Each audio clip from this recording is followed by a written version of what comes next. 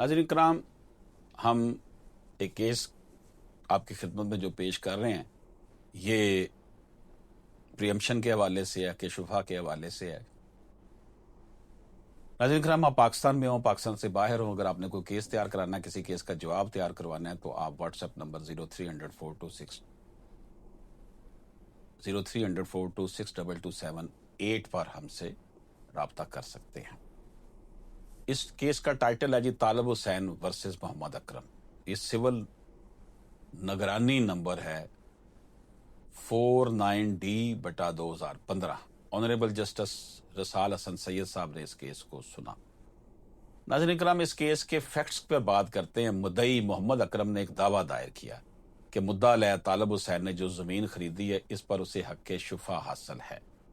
Trial court نے مدعی کے حق میں فیصلہ دیا۔ بعد ازاں طالب حسین نے اپیل کی جو اپیلیٹ کورٹ نے خارج کر دی۔ اس کے بعد مدعا علیہ نے لاہور ہائی کورٹ میں نگرانی دائر کی۔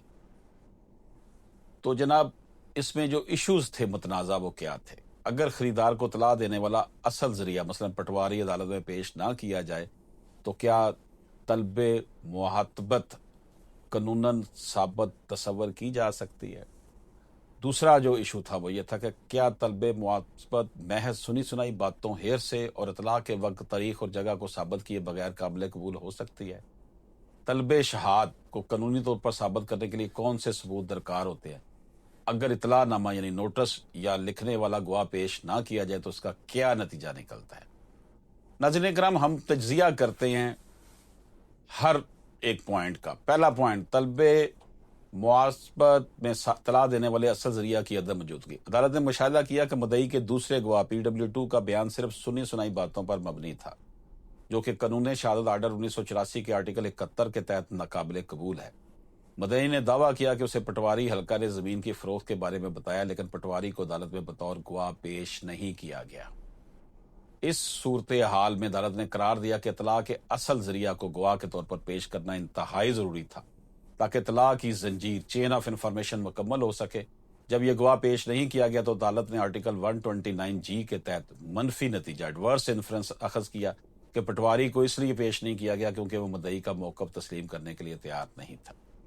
دوسرا نقطہ ناظرین کرام، سنی سنائی باتوں کی بنیاد پر طلب معاتبت کی عدم قبولیت۔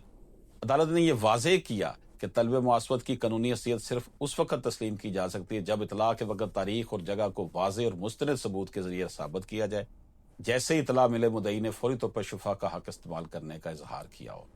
ناظرین کرام، اس کیس میں مدعی نے اطلاع کی کہ جو زنجیر پیش کی وہ مکمل نہیں تھی، چین آف انفارمیشن جو تھی، اور تمام ثبوت صرف سنی سنائی باتوں پر مشتمل تھے۔ اس بنا پر عدالت نے کہا کہ طلب معاتبت ثابت نہیں ہوئی۔ تیسرا پوائنٹ یہ تھا کہ طلب شہاد میں قانونی تقاضے پورے نہ کرنا۔ عدالت نے واضح کیا کہ طلب شہاد کے لیے لازم ہے کہ مدعی واضح طور پر اعلان کرے کہ اس نے طلب معاتبت کر لی ہے اور وہ عدالت کے ذریعے شفا کا حق نافذ کروانے کا ارادہ رکھتا ہے۔ ناظرین کرام، اس کیس میں مدعی نے نہ تو دعویٰ میں اور نہ ہی شہادت میں یہ بیان دیا کہ اس نے طلب معاتبت کا اعلان کیا یا اس کا ذکر طلب شہاد میں کیا۔ عدالت نے نوٹس کی حیثیت کو بھی مسترد کر دیا کیونکہ نوٹس عدالت میں مدعی کے وکیل کے بیان کے ذریعے پیش کیا گیا جو ناقابل قبول تھا۔ نہ تو نوٹس کو لکھنے والے کو عدالت میں پیش کیا گیا اور نہ ہی نوٹس کو مدعی کے گواہ PW1 کی گواہی میں پیش کیا گیا۔ لہٰذا عدالت نے قرار دیا کہ طلب شہاد بھی قانونی لحاظ سے ناقص تھی۔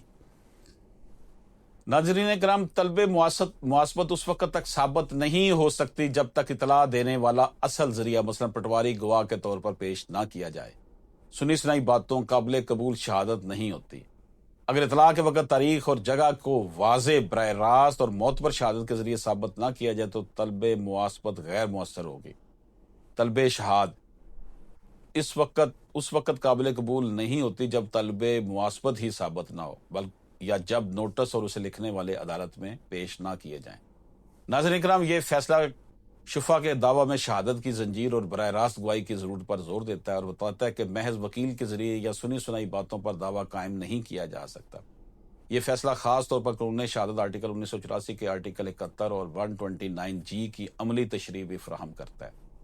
تو یہ ایک بڑا امپورٹنٹ فیصلہ تھا جناب، جو ہم نے آپ کی خدمت میں پیش کیا، اور یقینی طور پر ہم سب اس سے استفادہ کریں گے۔ اجازت دیجیے، اللہ حافظ۔